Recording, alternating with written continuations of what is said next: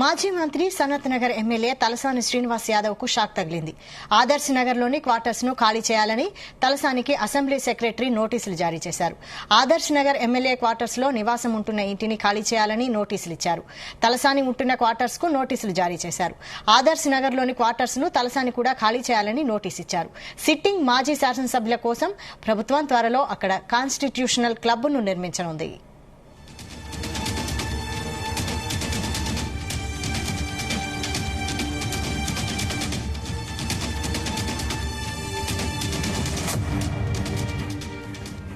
మాజీ మంత్రి సనత్ నగర్ ఎమ్మెల్యే తలసాని శ్రీనివాస్ యాదవ్ కు షాక్ తగిలింది. ఆదర్శ్ నగర్ లోని క్వార్టర్స్ ను ఖాళీ చేయాలని తలసానికి అసెంబ్లీ సెక్రటరీ నోటీసులు జారీ చేశారు. ఆదర్శ్ నగర్ ఎమ్మెల్యే క్వార్టర్స్ లో నివాసం ఉంటున్న ఇంటిని ఖాళీ చేయాలని నోటీసులు ఇచ్చారు. తలసాని ఉంటున్న క్వార్టర్స్ కు నోటీసులు జారీ చేశారు. ఆదర్శ్ నగర్ లోని క్వార్టర్స్ ను తలసాని కూడా ఖాళీ చేయాలని నోటీసు ఇచ్చారు.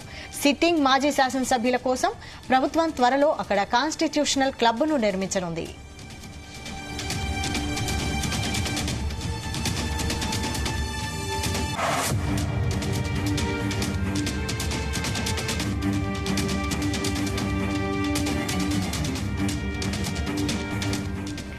మాజీ మంత్రి సనత్ నగర్ ఎమ్మెల్యే తలసాని శ్రీనివాస్ యాదవ్ కు షాక్ తగిలింది. ఆదర్శ్ నగర్ లోని క్వార్టర్స్ ను ఖాళీ చేయాలని తలసానికి అసెంబ్లీ సెక్రటరీ నోటీసులు జారీ చేశారు. ఇదే అంశంపై మరిన్ని అప్డేట్స్ బ్యూరో చీఫ్ నరేందర్ అందిస్తారు. Narender. Right Vaishali, Adarsh Nagar MLA quarters చాలా పురాతనమైనవి. దాదాపు 70, 55, 60 ఏళ్ల నుంచి కూడా అక్కడ ఎమ్మెల్యేలు ఉన్నారు. అయితే అది కొంత శిథిలా వ్యవస్థకు చేరినటువంటి పరిస్థితి ఉంది. అక్కడ ఇప్పటికే కొద్ది మంది నాగేందర్ కావచ్చు, అదేవిధంగా తలసాని శ్రీనివాస్ యాదవ్ కావచ్చు, ఒక కీలకమైనటువంటి మంత్రి ఆఫీస్ కావచ్చు, ఇట్లా కొద్ది మంది పదుల సంఖ్యలో మాత్రమే అక్కడ ఎమ్మెల్యేలు, మాజీ ఎంపీలు, ప్రస్తుతం ఒక్కరిద్దరు మంత్రులకు సంబంధించినటువంటి ఛాంబర్లు అక్కడ ఉన్నాయి. వాళ్ళని ఖాళీ చేయించాలని ఇప్పటికే అసెంబ్లీ సెక్రటరీ ఒక నోటీస్ కూడా జారీ చేశారు. ఎందుకంటే ఖాళీ చేయాలి, అక్కడ ఒక కాన్స్టిట్యూషనల్ క్లబ్ ఒకటి ఏర్పాటు చేయాల్సిన అవసరం ఉంది. ఇది ఇప్పటికే నిర్ణయం జరిగినటువంటి నేపథ్యంలో మీరు వెంటనే ఖాళీ చేసి వెళ్లాల్సిన అవసరం ఉందని కూడా చెప్పడం జరిగింది. ఎందుకంటే తలసాని శ్రీనివాస్ యాదవ్ ప్రజెంట్ మాజీ మంత్రి, ప్రజెంట్ ఎమ్మెల్యేగా ఉన్నారు సనత్ నగర్. ఆయన ప్రతిపక్ష లీడర్ కాబట్టి కొంచెం ఎక్స్పోజ్ అవుతున్నటువంటి పరిస్థితి ఉంది. ఆయనతో పాటు మరికొంత మంది కూడా క్వార్టర్స్ నుంచి ఖాళీ చేయాలని కూడా చెప్పినట్టుగా కూడా మనకు సమాచారం అవుతుంది. ఎందుకంటే ఇప్పటికే సిటీలో అటు ఆదర్శ్ నగర్ తో పాటు హైదర్ నగర్ లో కానీ రీసెంట్ గా కట్టినటువంటి అక్కడ కానీ ఇట్లా 3 చోట్ల ఇప్పటికే ఎమ్మెల్యేలు ఉండేందుకు, ఎమ్మెల్సీలు క్వార్టర్స్ తీసుకునేందుకు అవకాశం ఉంది. అయితే మాజీ ఎమ్మెల్యేలు ఎవరైతే ఉన్నారో పార్టీలకు అతీతంగా ఈ మధ్య కాలంలో ఎవరైతే రీసెంట్ గా ఓడిపోయినటువంటి వాళ్ళు ఉన్నారో వాళ్ళని అయినప్పటికీ కూడా చాలా మంది ఇంకా క్వార్టర్స్ లోనే ఉంటున్నారు కొన్ని క్వార్టర్స్ లో. కనుక అలాంటి వాళ్ళని మాత్రం తక్షణమే ఖాళీ చేయాలని ఇప్పటికే ప్రభుత్వం, కాంగ్రెస్ ప్రభుత్వం వచ్చిన తర్వాత వెంటనే ఒక్కొక్కరిగా ఖాళీ చేస్తున్నటువంటి పరిస్థితి మనం చూసాం.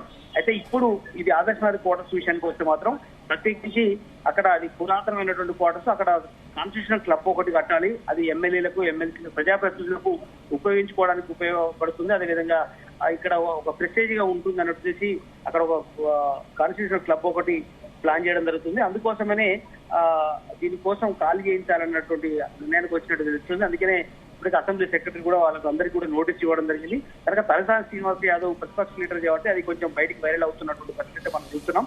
అయితే దీనికి సంబంధించినటువంటి క్లబ్ నిర్మాణం, దీనికి సంబంధించి కూడా ఈ రోజు సాయంత్రం జరిగేటువంటి 4 గంటలు జరిగేటువంటి కేబినెట్ సమావేశంలో కూడా నిర్ణయం అప్రూవల్ అయ్యే అవకాశం అయితే కనిపిస్తుంది. అందుకనే వీళ్ళందరినీ ఖాళీ చేయాలని కూడా ఇప్పటికే ప్రభుత్వం నిర్ణయం తీసుకున్నటువంటి పరిస్థితి కనిపిస్తుంది. అందుకనే అది చాలా ప్రెస్టీజియస్ గా కాన్స్టిట్యూషనల్ క్లబ్ కట్టాలన్నటువంటి నిర్ణయం తీసుకున్నారు. అందుకనే సిట్టింగ్ మాజీ శాసనసభ్యుల కోసం తెలంగాణ ప్రభుత్వం త్వరలో అక్కడ నిర్మించతలబడినటువంటి క్లబ్ దృష్టిలో తప్ప ఎలాంటి ఇంకా రాజకీయ విషయాలకు ఏం లేవని కూడా ఇప్పటికే కాంగ్రెస్ పార్టీకి సంబంధించినటువంటి కొంతమంది ప్రజాప్రతినిధులు చెప్తున్నారు. దాంట్లో కొంతమంది మా వాళ్ళు కూడా ఉన్నారు. అందరినీ కూడా ఖాళీ చేస్తున్నామని కూడా ఇప్పటికే కాంగ్రెస్ పార్టీకి సంబంధించినటువంటి కొంతమంది కీలక నేతలు చెప్తున్నారు. కానీ దీన్ని రాజకీయం చేస్తున్నారని కూడా కొంతమంది దీన్ని బురదల్లే ప్రయత్నం చేస్తున్నారు. అందరూ సమానమే మాకు, ఆడ అప్పటికే చాలా పురాతనమైనటువంటి క్వార్టర్స్, ఆడొక ఇంపార్టెంట్ ఒక బిల్డింగ్ కట్టబోతున్న నేపథ్యంలోనే ఖాళీ చేస్తున్నాం తప్ప మరొకటి లేదు అన్నటువంటి ఉద్దేశం చెప్తున్నారు.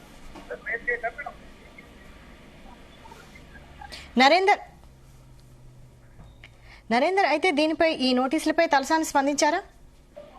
తలసాని ఇంకా రిప్లై రాలేదు. తలసాని సంబంధించినటువంటి వాళ్ళ కార్యాలయం నుంచే అది నోటు బయటకు వచ్చింది.